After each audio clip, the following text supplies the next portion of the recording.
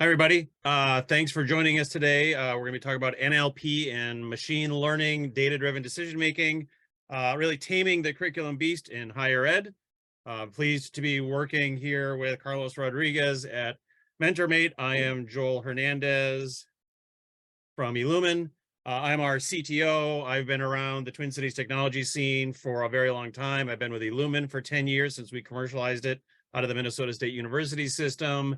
And I am very involved in various industry committees like One EdTech's Company and Academic Standard Exchange and Comprehensive Learner Record Standards. Really pleased to be working with the MentorMate team on a new product. And I'd like to introduce Carlos Rodriguez. Thanks, Joel, and hi, everyone.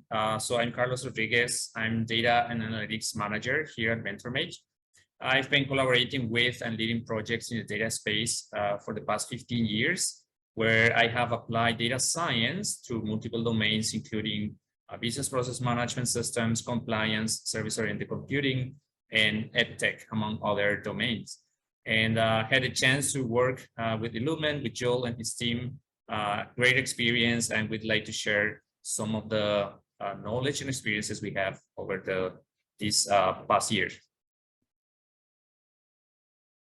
So to me, one of the big things that tools like NLP and machine learning, especially as they become easier to use or more commoditized for development teams, is we can now draw insights not only from structured data, but unstructured data, things like text as well. That's the big headline, and really a massive opportunity, which we're going to be excited to talk about what we've been doing for the last year. And so really let's kind of focus on what is the problem in the domain, what are the data challenges that we've been facing with our higher ed partner institutions. And they're really things like, standards in higher ed are often self-imposed. There's no common core, but rather a commitment to quality. That means that there's no lookup table for standards. You got to make your own. It's very heavily reliant on local knowledge or faculty practice. That is often more important than what your accreditor says or your institutional research, meaning local knowledge is privileged over institutional legibility. Much of the data, grades, for instance, or credits, is heavily reliant for meaning on unstructured data, the learning outcomes, program rules, syllabus for meaning. So if I say you have a 3.2, that literally means nothing. If I say you are a computer science major with a focus on cybersecurity and you've got the following 3 certifications, that's a lot of meaning, but most of that's text. We got to align that to meaning. And then finally, initiatives ranging from workforce alignment to transparent advising and tutoring really are hindered by the lack of insights from these text-bound rules, standards, alignments. And so we really want to work to uncover those and evolve those on campuses. If you look at the ecosystem today, right, there's their ERP on a campus, Workday, PeopleSoft, Banner from Elucian, their student information system, their learning management system, Blackboard, Instructure's Canvas, Brightspace from D2L. All those two really share is enrollment and roster data in and a grade back. Very little data interchange between these systems. Similarly, those tools that get launched out of the learning management system, Turnitin for plagiarism checking, courseware from Houghton Mifflin or Pearson or Elsevier, also only sending back a grade. In fact, LTI's standard, its only callback to the LMS is sending a value between 0 and 1 in assignment. You got an 86 or you got a 92. So very anemic, because these systems were built in an era where all they had was a relational database, and many of them were built before there was even reliable networking. So not a lot to go on from a student analytics standpoint, especially our student analytics around what this stuff means. So it's good at telling you a grade in 3 credits. It's terrible at saying what you know how to do. So for us, the big opportunity for leveraging a modern data and tech stack is to take a system, in our partner case, Instructure's Canvas, and wrap it with these technologies or underlie it with these technologies so that you can take what happens in a Canvas course and round trip it with that academic meeting, including as that academic meeting changes, program changes, new course offerings, and provide continuous visibility into learning and curriculum performance. So I can inject into a course a recommended learning outcome in a rubric. Even if that faculty changes it, I can capture that change, align it to that other expectation, and see not whether or not that's a better way to teach that curriculum. So really exciting that that can be done by a machine as opposed to an administrator. What are some of the challenges to this approach? And there are some, in fact, there are many. One, I just mentioned one, faculty can change things like learning outcomes or the assessment rubric or the grading rubric in the LMS before they use them. So even if you say you have a standard, there's nothing either in the tool or the cultural practice that says faculty have to do it. They can do whatever they want. So you got to be able to capture that. In fact, they often do, faculty and their instructional design partners use novel learning outcomes and rubrics. Why? Higher ed is where the culture changes. So they're going to be prone to changing things all the time. That means things like versions and variants do need consistent alignment over time if they're going to be used for things like official records, your comprehensive learner record or your badge wallet. Right. So this overall process, frankly, is not really sustainable if it can't be managed by machines. Otherwise, it's just giving more and more text-based work for data stewards, institutional effectiveness, institutional research, workforce directors to go find meaning in. So the system has to be able to take that textual data, those things that faculty are putting in their syllabus and their course and their rubrics, and understand what it means, because, you know, a big university like Minnesota might offer 20,000 sections a term. You're not going to do all that by going through a list of stuff. So, you know, to us, this stuff's really promising, but it does require some pretty novel technologies compared to what we're used to seeing, the web front end to a relational database. Carlos, do you want to talk a little bit about that solution and some of that tech stack? Sure, thanks, Joel. So this is a 10,000 feet view of eLumen's insights, data, and analytics architecture. This architecture features key parts of most data analytics solutions, which includes data ingestion, data curation, representation storage, and analytics. So on the left-hand side of the architecture, we can see that the main data sources we are using in insights. This typically includes the learning management system, which provides all the data items that are related to the learning processes. We also have the SIS, or Student Information System, which provides data about students, including enrollments, demographics, among other data items. We might also have other sources of data, such as additional ERP systems, which may contain useful data that cannot always be found inside the LMS or the Student Information System. The ingestion of data from these sources typically happens through APIs that are provided by these systems.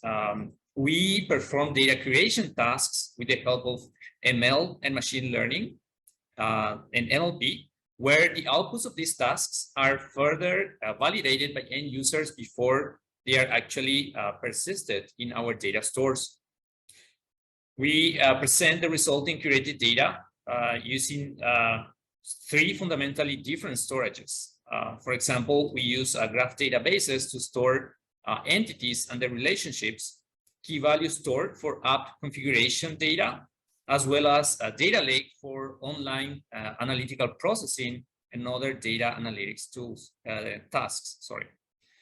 Finally, the ML and analytics layer benefit from the curated and persisted data for providing analytics services, including ML performed on graph, for example, to learn missing attributes or relationships in the graph, and self-service analytics through tools such as Tableau and Power BI. So you can go next slide, please. Now, if we explore a bit more details, the nature of data that we have received in inputs today, we have two categories. We have the SIS data and the LMS data. SIS data include things like demographics, enrollment, and student info, while the LMS includes courses, learning outcomes, rubrics, and assignments. There are different challenges in dealing with this data. First, we are dealing with multiple heterogeneous data sets that include a mix of structured, semi-structured, and unstructured data. We may also deal with data silos that is often present in these kind of scenarios where, for example, data about students live and evolve in the SIS, while LMS may have a different and potentially inconsistent data about the same entities. Finally, this is a domain that is highly dependent on unstructured qualitative data that embeds bits of information that is of utmost importance for things like learning outcome performance assessment. Unstructured data creation is therefore a fundamental task for enabling data analytics and decision-making within insights. Let's now take a look at one of the most important unstructured and qualitative data elements, the learning outcomes, and what it takes to curate them for downstream data analytic purposes. Data creation tasks for learning outcomes involve extracting metadata from structured and unstructured data, map structured and structured data to well-known taxonomies in the domain, and identifying and tagging data elements in structured and unstructured data to bring them forward to end users, for example, by highlighting them in their front-end application. On the right-hand side of this slide, we can see how a learning outcome encodes the level of learning outcome within one of the taxonomies that are used for the classification of educational learning objectives. Here, we can see that the learning outcome statement uses the action verb design that is highlighted in the statement that corresponds to the create level at the tip of the Bloom's taxonomy pyramid. If we can go to the next slide.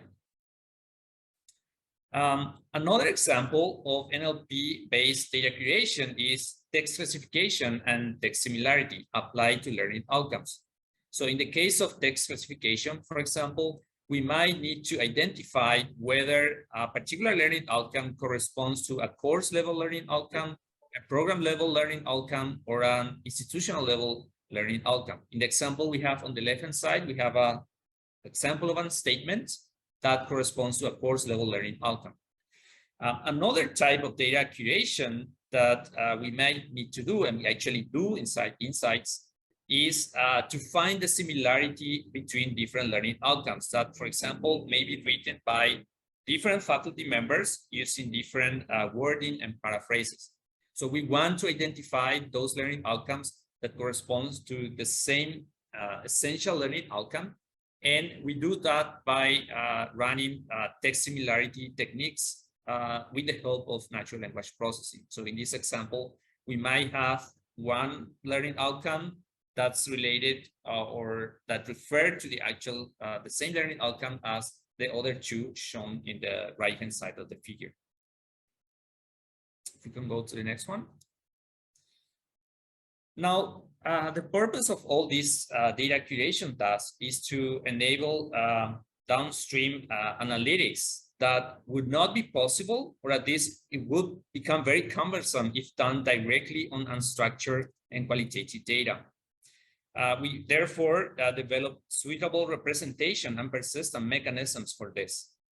The first one, which is graph data, aims to capture the key entities and their relationships in the domain as we extract latent knowledge present in unstructured data, for example, in the learning outcome statements. We implement this through graph databases. More specifically, we use AWS's NeptuneDB, which allow us to leverage also graph machine learning, such as graph neural network, to identify missing attributes and discover relationship among entities. The second representation that we use is that of data lakes using AWS Redshift. This allows us to arrange data in such a way that self-service analytics tools such as Power BI and Tableau can be leveraged to build dashboards, visualizations, and reports for analyzing student learning outcome performance, and thus empowering end users in leveraging their local and domain knowledge. Finally, the overall architecture and arrangement of these technologies is done through a serverless architecture where we leverage patterns such as CQRS and Saga to keep the eventual consistency of our distributed store. And that's all from my side. Great, thank you. Yeah, and it's been really great. We're actually releasing the product to market after working with our early adopter and design partners around the same time that we're recording this. So very, very exciting to watch it come to fruition and watching institutions realize what it's going to bring to them. I think the most important thing that we're hearing from our design partners, our early adopters, really is this is going to take data that used to not be very useful or was hard to make use of. It was a manual thing. You had to make sense of it in a committee meeting.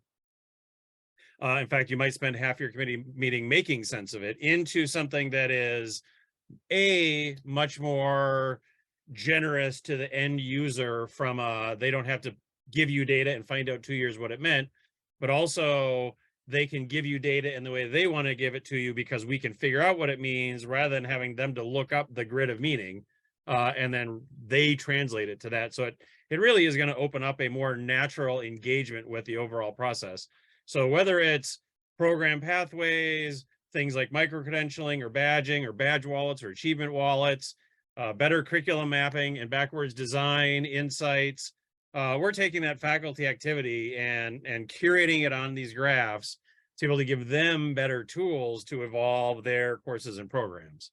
You know, to my mind, as I talk to folks, I think it's that NLP and ML are going to become super staffers who aid faculty in their reflection and their practice of shared governance.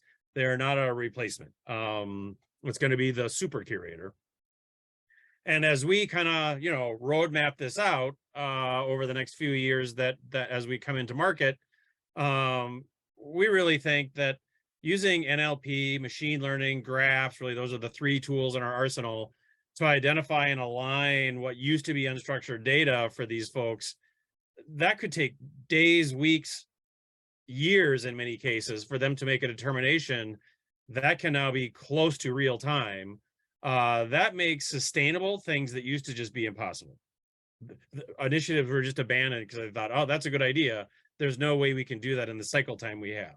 So whether it's a better design of your nursing curriculum, improved gen ed or pre-major requirements, data that used to go unused because it wouldn't or couldn't be rationalized can now be part of an ongoing and continuous quality cycle.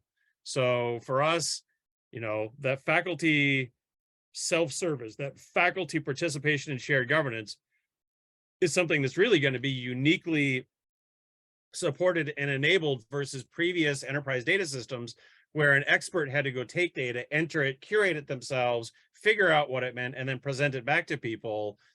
That's now done by a system with a very high degree of fidelity to the original work being done by the faculty. So, I think I'm curious for you, Carlos, how you see this working in other projects as well. So we are definitely from MentorMate seeing more and more clients that are, realizing the value of these kind of technologies, particularly machine learning and also NLP, which as you probably heard of with the release of GPT version 4 and the ChatGPT, which is kind of the front end tool used to make this technology available to the general public, people are realizing more and more the power and the benefits of using these kind of technologies. Not just for building, those impressive demos and solutions that we see coming from big tech companies, but also to help solve real world problems from medium and small size businesses that can, as we shown in this presentation, enable other tasks down the stream, such as data analytics. Yeah, I think that's a really important insight. You know, you don't have to have a data center the size of Idaho to do a lot of these techniques usefully in your apps. And platforms like we're AWS, but Azure and Google are starting to build things in. So there's SageMaker.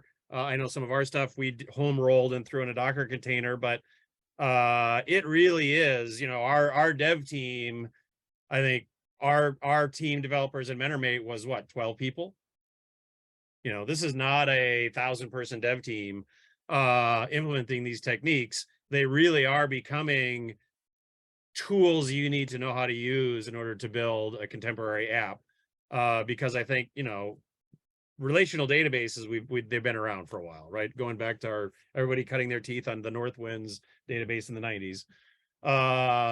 Now the new world is, don't make me enter data. Tell me what all this stuff means. Go find it for me. Screen scrape it, pull it in, grab the textual data and parse it and tell me what's in there. That set of techniques is really going to unlock a lot of value. And I couldn't be happier to be spending time with you guys working on it. So thanks, everybody. Thank you, Carlos. And we look forward to any questions about the presentation. Thank you very much.